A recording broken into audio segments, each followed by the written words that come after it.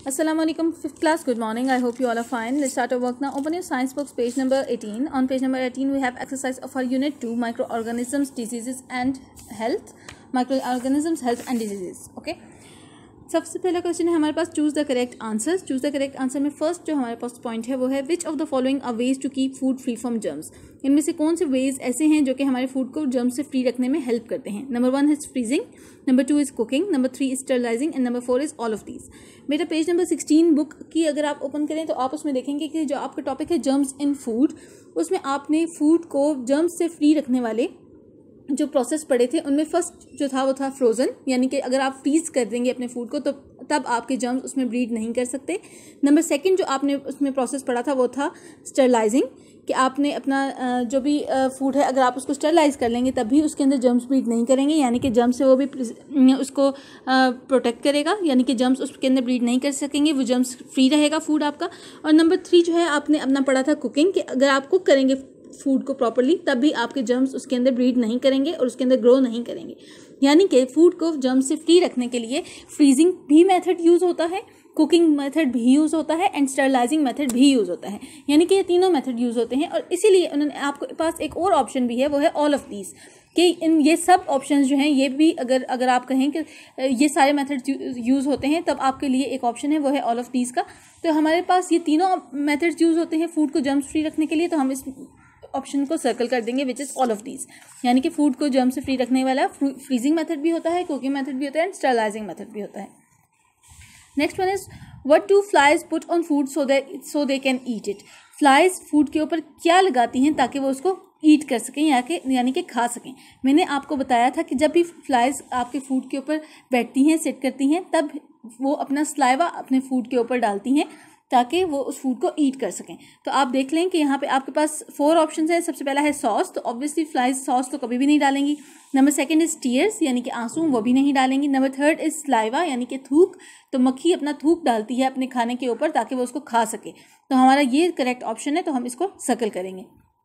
Third one is bacteria are use to prepare dash. Bacteria क्या बनाने के लिए इस्तेमाल होता है।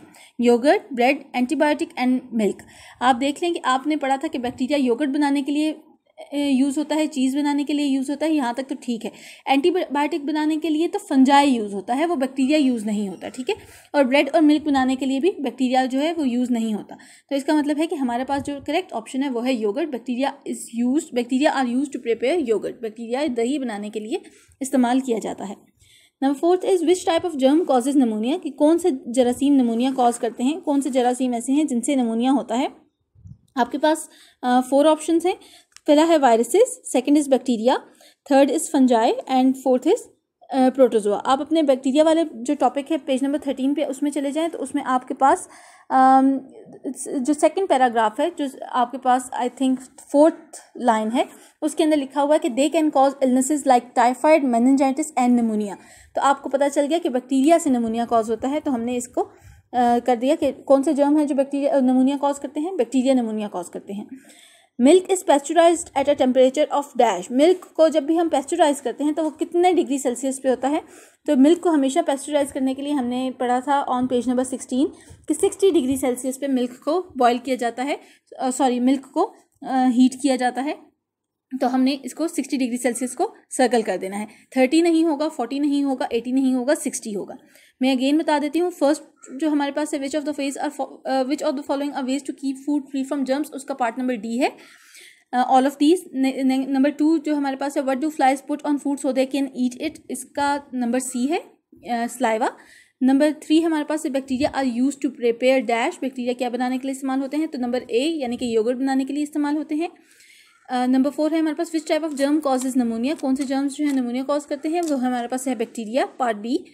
And milk is pasteurized at a temperature of dash. Milk को पेस्चराइज किया जाता है कितने टेम्परेचर पे, तो नंबर सी हमारे पास जो है वो है 60 डिग्री सेल्सियस, इस पर मिल्क को पेस्चराइज किया जाता है। Now move on to fill in the blanks. Number 1 is foods packed in a factory contain dash. Foods जब फैक्ट्री में पैक होते हैं वो डैश कंटेन करते हैं। आप अपनी पेज नंबर 16 अगर ओपन करें तो आपके पास जो सेकंड लास्ट पैराग्राफ है उसके अंदर आप देख लेंगे कि foods that have been packed in a factory usually have chemical preservatives added to them. कि फूड्स जो फैक्ट्री में पैक्ड होते हैं उनके अंदर क्या कंटेन करते हैं, केमिकल प्रिजर्वेटिव्स कंटेन करते हैं। सो हम क्या राइट करेंगे, foods packed in a factory contain chemical preservatives, CHEMICAL chemical, PRESERVATIVES preservatives. Number 2 part है हमारे पास, milk can be preserved by a process called dash. Milk को कौन से प्रोसेस से हम प्रिजर्व कर सकते हैं, तो हमने पढ़ा था कि मिल्क को सिर्फ एक ही प्रोसेस ऐसा है जिसके थ्रू प्रिजर्व किया जा सकता है और वो है पेस्चराइजेशन। तो हम यहाँ पे वो राइट कर देंगे। Number 3 is living things which are made of one cell are called dash organism. Living things जो कि सिर्फ एक सेल से बनी होती हैं उनको हम क्या कहते हैं, उनको डैश ऑर्गेनिज्म कहा जाता है। तो मैंने आपको जब आई थिंक फर्स्ट लेक्चर था उसके अंदर बताया था। आप पेज नंबर 12 अगर ओपन करें तो आपको उसमें भी जो साइड पे येलो बॉक्स है उसके अंदर नजर आ जाएगा। Some living things are made up of only one cell and are called unicellular और सिंगल सेल ऑर्गेनिज्म। यानी कि वो ऑर्गेनिज्म जो कि सिर्फ वन सेल से बने होते हैं, जिनके अंदर सिर्फ वन सेल होता है, उनको हम यूनिसेलुलर ऑर्गेनिजम्स कहते हैं। तो मैंने यहाँ पे यूनिसेलुलर राइट कर दिया है, आपने भी राइट करना है। पार्ट नंबर 4 है a useful type of dash is used in making yoghurt. कि एक यूजफुल टाइप ऑफ डैश इस्तेमाल होता है योगर्ट बनाने के लिए। तो अभी हमने चूज द करेक्ट आंसर में भी किया, हमने चैप्टर में भी इसको डिटेल में डिस्कस किया था कि बैक्टीरिया, यूजफुल बैक्टीरिया जो है वो यूज होता है योगर्ट बनाने में। तो हमने बैक्टीरिया यहाँ पे राइट कर देना है। A mushroom is an example of an edible dash. Mushroom example किसकी है, फंजाई की है। एडिबल फंजाई यानी कि वो फंजाई जो कि खाया जा सकता है, खाने के काबिल होते हैं, उन मशरूम उसकी एग्जाम्पल है। हमने ये भी राइट स्टडी किया था ऑन पेज नंबर 13। आप अगर देखें तो आपको उसके अंदर देख सकेंगे कि the fungi includes a vast variety of organisms such as mushrooms, yeast and molds. और उसके नीचे ही आपके पास है some fungi like mushrooms are edible but some are poisonous and should not be eaten. यानी कि मशरूम जो है वो एडिबल फंजाई है। ठीक है, तो हमने यहाँ पे फंजाई राइट कर दिया। नेक्स्ट हमारे पास mark these sentences with true or false. Infections can not be caused by small worms. Infection small worms से कॉज नहीं हो सकते, विच इज़ टोटली फॉल्स। हमने जब पढ़ा था तो हमने इसको देखा था कि हमारे पास पेज नंबर 15 में हमने देखा था कि infections can caused by different types of worms. Infections different type के कीड़े मकोड़ों से, वर्म्स से भी कॉज हो सकते हैं। यानी कि इन्फेक्शंस जो हैं वो स्मॉल वर्म से कॉज हो सकते हैं। और अगर यहाँ पे लिखा हुआ है कि infections can not be caused by small worms, यानी कि इन्फेक्शन जो है स्मॉल वर्म से कॉज नहीं हो सकते, तो ये टोटली फॉल्स है। तो हम इसको फॉल्स करेंगे। नेक्स्ट है हमारे पास germs are killed by pasteurization. जरासीम पेस्चराइजेशन के प्रोसेस से किल किए जाते हैं, विच इज़ टोटली ट्रू कि वाकई में जरासीम को हम पेस्चराइजेशन के प्रोसेस से भी किल कर सकते हैं। तो हम यहाँ पर टिक करेंगे। Next is influenza is caused by a virus. Influenza जो है एक वायरस से कॉज होता है, यानी कि जुकाम एक वायरस की वजह से लगता है, जो कि बिल्कुल ठीक है। हमने वायरसेस के अंदर देखा था कि सम इलनेसेस कॉज्ड बाय, आप पेज नंबर 12 अगर ओपन करें तो उसमें आप देखेंगे कि जो लास्ट पैराग्राफ है आपका उसमें है कि some illnesses caused by a virus in humans are influenza, chicken pox, cold, measles, mumps and hepatitis. यानी कि वायरस की वजह से इन्फ्लुएंजा कॉज होता है। तो हम इसको टिक कर देंगे। नेक्स्ट हमारे पास all kinds of bacteria are harmful. तमाम तरह के बैक्टीरिया हार्मफुल होते हैं? नहीं, बिल्कुल भी नहीं। तमाम तरह के बैक्टीरिया हार्मफुल नहीं होते। कुछ यूजफुल बैक्टीरिया भी होते हैं जो कि हमारे पास योगर्ट बनाने के लिए और यीस्ट वगैरह बनाने के लिए यूज़ होते हैं। तो हम इसको क्रॉस करेंगे। तमाम टाइप्स के जो ऑल काइंड्स ऑफ बैक्टीरिया हैं वो हार्मफुल नहीं होते। नेक्स्ट है हमारे पास the body gets vitamin D from sunlight. हमारी बॉडी विटामिन डी सनलाइट से लेती है, बिल्कुल ठीक बात है। हमारी बॉडी को धूप लगनी चाहिए। धूप की वजह से, जो सनलाइट है उसकी वजह से हमारी बॉडी विटामिन डी प्रोड्यूस करती है, जो कि हमारी बोन्स के लिए बहुत ही ज़्यादा ज़रूरी है। तो ये टिक है और हम इसको ट्रू करेंगे। नेक्स्ट पेज पे अब मूव कर दें बेटा। अच्छा, क्वेश्चन नंबर 4 अभी छोड़ दें, क्वेश्चन नंबर 5 पे आ जाएं। Find the odd one out, give a reason for your selections.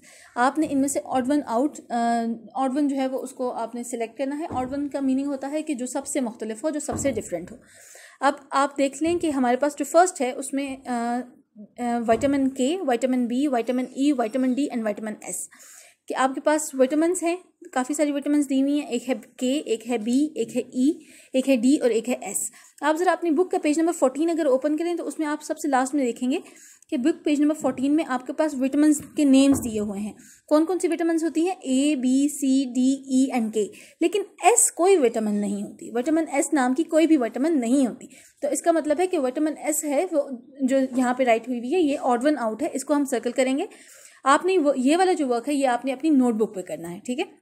Book पे भी करेंगे आप, लेकिन बुक पे आपने जस्ट सर्कल करना है। नोटबुक पे जब आप करेंगे तो आपने नोटबुक पे कुछ इस तरह से वर्क करना है। क्वेश्चन पहले आप राइट करेंगे, सबसे पहले तो आप टॉपिक मेंशन करेंगे ऑब्वियसली, उसके बाद आप क्वेश्चन राइट करेंगे। पार्ट 1 आप लिखेंगे vitamin K, vitamin B, vitamin E, vitamin D and vitamin S. और फिर जब आप आंसर राइट करेंगे तो हमारे पास विटामिन एस है जो कि ऑड वन आउट है। वाई? इन्होंने रीज़न भी हमसे पूछी हुई है। तो क्यों है विटामिन एस जो कि ऑड वन आउट है, यानी कि सबसे मुख्तलिफ है, जो सबसे डिफरेंट है? Because this is not a vitamin, क्योंकि ये कोई विटामिन नहीं है, इसलिए ये सबसे मुख्तलिफ है। बाकी सब विटामिन हैं, ये कोई विटामिन नहीं है। तो इसलिए ये वाला जो हमारे पास ऑप्शन है ये सबसे डिफरेंट है, क्योंकि इस नाम की कोई भी चीज़ नहीं होती, इस नाम की कोई भी विटामिन नहीं होती। बिल्कुल इसी तरह अगर मैं आपको कुछ ऑप्शन दूँ, अगर मैं ऑप्शन दे रही हूँ आपको bag, pen, chair, blackboard and notebooks, और अगर मैं आपको साथ में ऑप्शन दूँ हाउस, तो देखिए बेटा कि बैग, चेयर, ब्लैक बोर्ड और जितने भी ये बाकी सारे ऑप्शंस हैं वो सारे आपके क्लासरूम के अंदर यूज़ होते हैं, है ना। लेकिन हाउस के अंदर ये सारी चीज़ें यूज़ नहीं होती, यानी कि हाउस जो है इन सारी चीज़ों से रिलेट नहीं कर रहा। तो इसका मतलब ये होगा कि हाउस जो होगा वो ऑड वन आउट होगा, कि ये सबसे मुख्तलिफ होगा। बाकी सारी चीज़ें एक ग्रुप में आ सकती हैं, अगर मैं उनको किसी एक ग्रुप में डालना चाहूँ कि भाई ये मैं क्लास के ग्रुप में भी अगर डालना चाहूँ तो मैं उनको डाल सकती हूँ, बट जो हाउस है वो उस ग्रुप में नहीं जा सकता, क्योंकि हाउस के अंदर तो ये सारी चीज़ें नहीं होती। हाउस के अंदर तो ब्लैक बोर्ड नहीं होता, ठीक है। हाउस के अंदर तो हमारे पास जो मतलब क्लासरूम के जो सारा स्टफ होता है बाकी सारा वो नहीं होता। तो ऑड वन आउट का मीनिंग होता है कि जो सबसे डिफरेंट हो, जो सबसे मुख्तलिफ हो। तो इसी तरह हमें जो विटामिन के नेम्स दिए हुए थे वो थे K, B, E, D and S. अब के भी विटामिन है, बी भी विटामिन है, ई भी विटामिन है, डी भी विटामिन है, लेकिन एस कोई विटामिन नहीं है। तो इसका मतलब है कि ये सबसे मुख्तलिफ है, ये वाला ऑप्शन सबसे डिफरेंट है। Why? Because this is not a vitamin. तो आपने आंसर राइट करना है vitamin S, because this is not a vitamin. Next आपके पास ऑप्शन है बेटा virus, fungi, protozoa, protein and bacteria. अब आप देखें कि आपने जो माइक्रो ऑर्गेनिजम्स पढ़े हैं उनमें आपने 4 मेजर टाइप्स पढ़ी हैं, virus, fungi, protozoa and bacteria. लेकिन प्रोटीन कोई भी माइक्रो ऑर्गेनिज्म में नहीं आता, प्रोटीन नाम की आपने कोई भी माइक्रो ऑर्गेनिज्म नहीं पढ़ी। तो हमने यहाँ पे क्या राइट करना है? Protein, because this is not a micro organism. Protein इनमें सबसे डिफरेंट है क्योंकि ये कोई माइक्रो ऑर्गेनिज्म नहीं है। बाकी सब एक ग्रुप के अंदर आ सकते हैं, माइक्रो ऑर्गेनिज्म के ग्रुप के अंदर वायरस, फंजाई, प्रोटोजोआ और बैक्टीरिया आते हैं, लेकिन प्रोटीन इनमें नहीं आता। तो हमने इस प्रोटीन को सर्कल कर देना है। जब आप नोटबुक पे राइट करेंगे तो आप कुछ ऐसे राइट करेंगे, protein because this is not a microorganism. Fine, okay जी। नेक्स्ट पे आ जाए, fly, tortoise, mosquito, flea and sand fly. अब देख लें कि आपके पास जो ऑप्शंस दिए हुए हैं fly, mosquito, flea and sand fly, अगर आप ये देखें तो आप देखेंगे कि ये सब फ्लाइज हैं, यानी कि ये सब इंसेक्ट्स हैं, ठीक है, ये सब इंसेक्ट्स में आते हैं। बट टॉर्टोइज जो है वो रेप्टाइल है, वो इंसेक्ट नहीं है। ये दूसरी बात ये कि टॉर्टोइज जो है वो उड़ नहीं सकता, वो फ्लाई नहीं कर सकता, वो फ्लाई नहीं है, वो मक्खी, किसी भी टाइप की मक्खी नहीं है, बट वो एक रेप्टाइल है। लेकिन जबकि हमारे पास जो बाकी सारे ऑप्शंस हैं फ्लाई, मॉस्किटो, फ्ली और सैंड फ्लाई, वो एक टाइप की फ्लाइज ही हैं, ठीक है, वो इंसेक्ट्स हैं। टॉर्टोइज फ्लाई नहीं है, टॉर्टोइज इंसेक्ट नहीं है, टॉर्टोइज रेप्टाइल है। तो इसका मतलब हो गया कि टॉर्टोइज हमारे पास ऑड वन आउट है, बाकी सब एक ग्रुप के अंदर आते हैं, बाकी सब इंसेक्ट्स हैं, टॉर्टोइज इंसेक्ट नहीं है, ठीक है। तो हम इसको कुछ ऐसे राइट करेंगे, tortoise because this is not an insect. Done.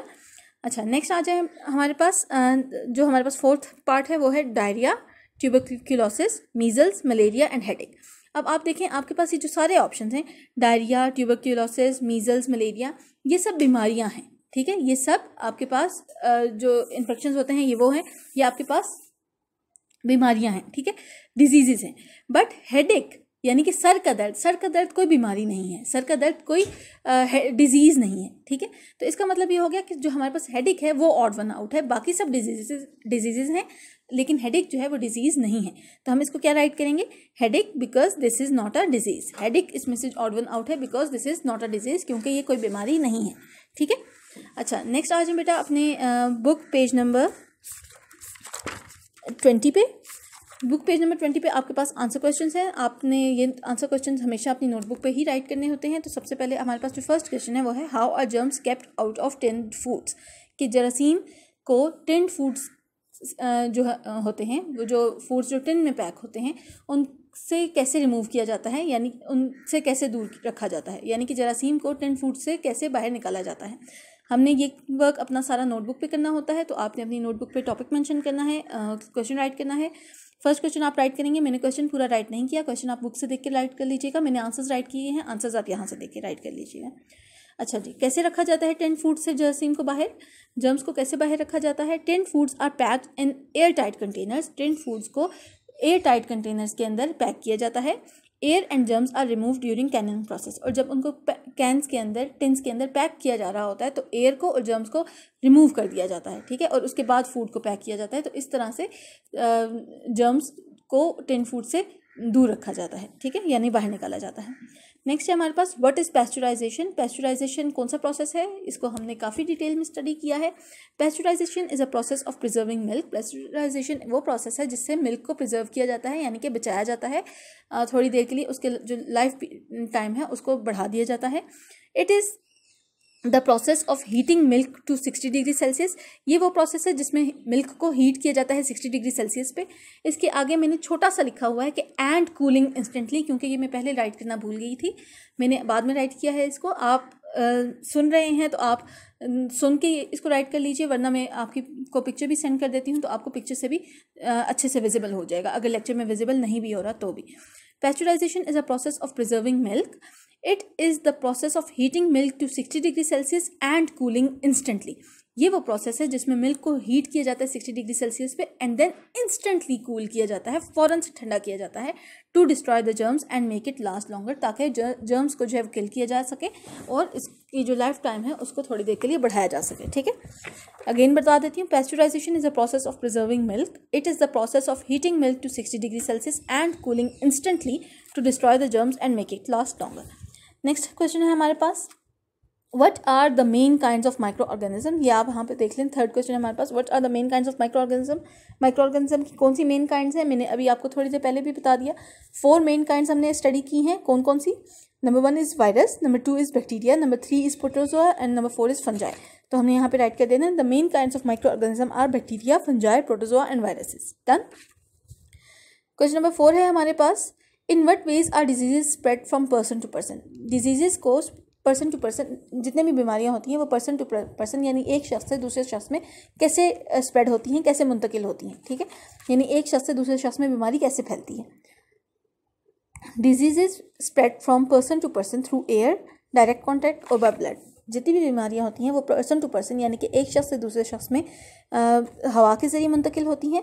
Direct contact यानी कि किसी को हाथ लगाने से मुंतकिल होती हैं, अगर आपने किसी के साथ डायरेक्ट कॉन्टैक्ट रखा है उससे मुंतकिल हो सकती हैं, या फिर बाय ब्लड, या फिर अगर आपका ने किसी को ब्लड पास किया है, किसी को ब्लड डोनेट किया है, तभी उससे जो डिजीज़ हैं वो person to person pass on हो सकती हैं, यानी कि स्प्रेड हो सकती हैं, ठीक है। ये हमारे पास इसका क्वेश्चन नंबर 4 का आंसर है, disease spread from person to person through air, direct contact और बाय ब्लड। नंबर 5 क्वेश्चन है हमारे पास, how can we stop diseases from spreading. हम कैसे हम कैसे बीमारियों को फैलने से बचा सकते हैं, कैसे रोक सकते हैं। We can stop diseases from spreading by, हम बीमारियों को फैलने से इन तरीक़ों से बचा सकते हैं। अब आपको कुछ 5 आपके को जो पॉइंट्स हैं वो मैंने यहाँ पे राइट करवाए हुए हैं, आपने 5 पॉइंट्स इसी तरह राइट करने हैं। Number 1 is keeping our house clean, अपने घर को साफ़ सुथरा रखें। Number 2 is air clothes and bedding in fresh air and sunlight, अपने कपड़ों को और जो बिस्तरों को खुली हवा में और धूप में रखें, ताकि वहाँ से भी जरासीम जो है वो उनसे निकल जाएँ और फ्रेश एयर में रहें, तो उनमें अच्छी जो एयर है वो पास ऑन हो। Number 3 is keep water and food covered and clean, पानी और खाने को ढक कर रखने से और साफ़ सुथरा रखने से। बॉयल मिल्क बिफोर यूजिंग, दूध को हमेशा इस्तेमाल से पहले बॉयल करने से। स्नीज़ इनटू अ हैंडकरचीफ और टिश्यू, जब भी छींकें तो किसी रुमाल के अंदर या फिर टिश्यू के अंदर छींकें। 5 वेज हैं अपने डिजीज़ को स्प्रेड करने से बचाने के लिए, रोकने के लिए, स्टॉप करने के लिए कि डिजीज़ जो है वो स्प्रेड ना हो। Number 1 is keeping our house clean. Number 2 is air clothes and bedding in fresh air and sunlight. Number 3 is keep water and food covered and clean. Number 4 is boil milk before using. Number 5 is sneeze into a handkerchief or tissue. Done? Question number 6 है हमारे पास, define the following terms. आपने define करनी है in terms को। पहली है हमारे पास micro organism और नंबर 2 है हमारे पास माइक्रोस्कोपिक। ठीक है, आपने ये टर्म्स डिफाइन करनी है। सबसे पहले तो हम माइक्रो ऑर्गेनिज्म को डिफाइन करेंगे, तो आपने माइक्रो ऑर्गेनिज्म की हेडिंग देनी है और उसके बाद आपने उसकी डेफिनेशन राइट करनी है। फिर आपने माइक्रोस्कोपिक की हेडिंग देनी होगी और उसके बाद उसकी डेफिनेशन राइट करनी होगी। ठीक है, अच्छा जी, माइक्रो ऑर्गेनिज्म क्या होते हैं? These are living things that are too small and can only be seen through a microscope. Microorganism उन लिविंग थिंग्स को कहा जाता है जो बहुत छोटी हों और सिर्फ माइक्रोस्कोप से देखी जा सकती हों। लिविंग थिंग्स जो कि बहुत छोटी हों वो माइक्रो ऑर्गेनिजम्स होती हैं। ठीक है, वो लिविंग थिंग्स जो बहुत छोटी हैं और सिर्फ माइक्रोस्कोप से देखी जा सकें उनको माइक्रो ऑर्गेनिज्म कहेंगे। ऑर्गेनिज्म तो जानदार को कहते हैं, तो आपने यहीं से याद रखना है कि ऑर्गेनिज्म का वर्ड जहाँ पे यूज़ होगा तो इसका मतलब है कि किसी लिविंग थिंग का जो है वो जिक्र हो रहा है, किसी लिविंग थिंग की बात हो रही है। नंबर 2 है हमारे पास माइक्रोस्कोपिक। अब आपने बताना है कि माइक्रोस्कोपिक क्या होती है। कोई भी चीज़, अब माइक्रोस्कोपिक में ज़रूरी नहीं है कि वो कोई लिविंग थिंग ही हो, कोई भी चीज़ जो बहुत छोटी हो, anything which is so small that it can only be seen through a microscope. कोई भी चीज़ जो बहुत छोटी हो और जो सिर्फ माइक्रोस्कोप से देखी जा सकती हो उसको आप कहेंगे कि ये माइक्रोस्कोपिक है। लेकिन अगर आप लिविंग थिंग की बात करें जो बहुत छोटी हैं और सिर्फ माइक्रोस्कोप से देखी जा सकती हैं, आप उन्हें कहेंगे माइक्रो ऑर्गेनिज्म। और कोई भी चीज़, कोई लिविंग थिंग है, कोई नॉन लिविंग थिंग है, कोई भी ऐसी चीज़ जो कि बहुत छोटी है और सिर्फ माइक्रोस्कोप से देखी जा सकती है वो कहेंगे आप माइक्रोस्कोपिक। यानी कि आप ये भी कह सकते हैं कि माइक्रो ऑर्गेनिजम्स माइक्रोस्कोपिक होते हैं क्योंकि वो सिर्फ माइक्रोस्कोप के थ्रू देखे जा सकते हैं। ठीक है, तो माइक्रो ऑर्गेनिज्म लिविंग थिंग्स होती हैं जो बहुत स्मॉल होती हैं और उनको माइक्रोस्कोप से ही देखा जा सकता है। माइक्रोस्कोपिक वो कोई भी चीज़ जो कि which is so small that it can only be seen through a microscope. Move on to question number 7. Question number 7 है हमारे पास, name any 3 places where you can find bacteria. आपने कोई सी 3 जगहें बतानी है जहाँ पे आपको बैक्टीरिया मिल सकते हैं। बेटा आप जहाँ जहाँ हाथ लगाएं आपको वहाँ वहाँ बैक्टीरिया मिल सकते हैं। होम, मैंने यहाँ पे जो 4 ऑप्शन यहाँ पे राइट किए हैं वो है हाउस, स्कूल, प्लेग्राउंड, पार्क। इसके अलावा आपको किचन में भी बैक्टीरिया मिल सकता है। ऑब्वियसली किचन में योगर्ट होता है तो आपको वहाँ से किचन में भी मिल सकता है। इसके अलावा आप को शॉप से भी मिल सकता है, योगर्ट वगैरह की शॉप होती है, मिल्क शॉप होती है, आपको वहाँ से भी बैक्टीरिया मिल सकता है। आपको हमारी एनवायरनमेंट के अंदर इतने बैक्टीरियाज होते हैं कि हमारी पूरी इन्वायरमेंट के अंदर बैक्टीरिया, फंजाई और ये सारी चीज़ें भरी पड़ी होती हैं। ठीक है, तो आप ऐसा नहीं होता कि आप कोई स्पेसिफिक प्लेस हो जहाँ पे आप कहें कि अच्छा इस जगह पे बैक्टीरिया होगा, इस जगह पे नहीं होगा। ऑब्वियसली वॉशरूम्स होंगे तो वॉशरूम्स के अंदर भी माइक्रो ऑर्गेनिजम्स होंगे। जो आपका हाउस है, हाउस के अंदर भी माइक्रो ऑर्गेनिजम्स होंगे। स्कूल्स हैं, स्कूल्स के अंदर भी माइक्रो ऑर्गेनिजम्स होंगे। किचन में भी होंगे, शॉप्स में भी होंगे। तो हमने कोई सी 4 प्लेसेस यहाँ पे राइट करनी थी, तो मैंने यहाँ पे 4 प्लेसेस राइट कौन सी की हैं? House, school, playground and park. In 4 places में बैक्टीरिया आपको मिल सकते हैं। ठीक है, क्वेश्चन नंबर 8 है हमारे पास, how are fungi useful for human beings, give 2 examples. Fungi human beings के लिए कैसे यूजफुल हैं, आपने कोई सी 2 एग्जाम्पल बतानी है। अभी हमने थोड़ी देर पहले पढ़ा था कि कुछ फंजाई तो एडिबल होते हैं, कुछ फंजाई तो खाए जा सकते हैं। मैंने यहाँ पे 3 पॉइंट्स राइट किए हैं, आपने 3 पॉइंट्स राइट करने हैं। Number 1 is some fungi can be eaten. Fungi का एक फ़ायदा तो ये है कि वो कुछ फंजाई ऐसे होते हैं जो कि खाए जा सकते हैं, वो ईट किए जा सकते हैं। नंबर 2 है fungi help to decompose biodegradable litter and make soil fertile. Fungi help करते हैं डिकम्पोजिशन के प्रोसेस में और जो वो वाला जितना भी हमारे पास कूड़ा क्रिकेट होता है जिसके जो गल सड़ सकता है उसको गलाते सड़ाते हैं, उसको डिकम्पोज करते हैं और सॉइल को फर्टाइल करते हैं। और नंबर 3 पॉइंट है हमारे पास, fungi is use in food and antibiotic production. Fungi को खानों में भी इस्तेमाल किया जाता है और एंटीबायोटिक्स प्रोड्यूस करने में भी, यानी कि जरासीम कश दवाई अद्वियात बनाने में भी इस्तेमाल किया जा सकता है, प्रोड्यूस करने में यूज़ किया जाता है। क्वेश्चन नंबर 9 है हमारे पास, list 6 ways in which microorganism can enter your body. आपने 6 वेज राइट करने हैं जहाँ से जिसके थ्रू आपके माइक्रो ऑर्गेनिज्म आपकी बॉडी के अंदर एंटर हो सकें। Micro organisms enter the body through. Micro organism कौन कौन से तरह से आपकी बॉडी के अंदर एंटर हो सकते हैं। नंबर 1 इज कट्स, कि अगर आपको कहीं पे कट लगा हुआ है तब आपके माइक्रो ऑर्गेनिज्म आपकी बॉडी के अंदर एंटर हो सकते हैं। नंबर 2 इज नोज, कि आप सांस लेते हैं तब माइक्रो ऑर्गेनिज्म आपकी बॉडी में एंटर हो सकते हैं। नंबर 3 इज माउथ, आप कुछ खाते हैं तब भी आपको माइक्रो ऑर्गेनिज्म आपकी बॉडी के अंदर एंटर हो सकते हैं। नंबर 4 इज डायरेक्ट कॉन्टैक्ट, आप किसी को टच करते हैं, डायरेक्ट कॉन्टैक्ट होता है आपका, तभी माइक्रो ऑर्गेनिज्म आपकी बॉडी के अंदर एंटर होते हैं। नंबर 5 इज ब्लड, कि अगर आप किसी को ब्लड पास ऑन करते हैं, किसी को ब्लड डोनेट करते हैं तभी माइक्रो ऑर्गेनिज्म एक शख्स से दूसरे शख्स में ट्रांसफर होते हैं, बॉडी के में एंटर हो जाते हैं। And number 6 is insect bytes, यानी कि इंसेक्ट्स अगर आपको काटते हैं, फॉर एग्जाम्पल मॉस्किटोज, फ्लाइज वगैरह, वर्म्स, तभी माइक्रो ऑर्गेनिज्म आपकी बॉडी के अंदर एंटर हो सकते हैं। ये थे हमारी एक्सरसाइज, हमने आज एक्सरसाइज कंप्लीट की है। जो बाकी एक्सरसाइज रहेगी वो इंशाल्लाह स्कूल खुलते साथ ही हम जो जितना भी हमारा वर्क रह जाएगा वो हम उसको कवर कर लेंगे। अभी ये वो वाली एक्सरसाइज है जो कि हम इस तरह के लेक्चर्स में कर सकते हैं, और जो बाकी रह जाएगी वो ऐसी एक्सरसाइज है जो कि हम फेस टू फेस करें तो वो ज़्यादा अच्छे से समझ आएगी, और अगर हम फेस टू फेस नहीं करेंगे तो वो अच्छे से समझ नहीं आएगी। ठीक है, तो हमारा सेकंड चैप्टर आज कंप्लीट हो गया। इंशाल्लाह नेक्स्ट लेक्चर में हम थर्ड चैप्टर स्टार्ट करेंगे। 3 चैप्टर्स आपके फर्स्ट टर्म में इंक्लूडेड हैं। इंशाल्लाह नेक्स्ट लेक्चर के अंदर, नेक्स्ट 2 लेक्चर्स के अंदर हमारा थर्ड चैप्टर भी कंप्लीट हो जाएगा। आपके फर्स्ट टर्म के अंदर ये 3 चैप्टर्स इंक्लूडेड होंगे। आपने इनकी बहुत अच्छे से तैयारी करनी है। Have a good day. कोई चीज़ समझ ना आई तो पूछ लीजिएगा। अल्लाह हाफिज़।